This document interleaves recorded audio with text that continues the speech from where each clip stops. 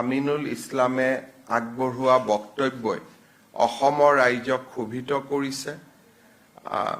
পাকিস্তানক এক প্ৰকাৰ সমৰ্থন কৰা যিটো প্ৰচেষ্টা, সেই প্ৰচেষ্টাত আমি সকলো সাংঘাতিকভাৱে আঘাত পাইছোঁ। আজি অসম পুলিচে তেখেতক দেশদ্ৰোহিতাৰ গোচৰত গ্ৰেপ্তাৰ কৰিছে আৰু মই আশা কৰোঁ যে অসম পুলিচে তেওঁক আদালতৰ সন্মুখলৈকে লৈ যাব আৰু আদালতে এই ধৰণৰ ঘটনাৰ যথাযোগ্য বিচাৰ কৰিব।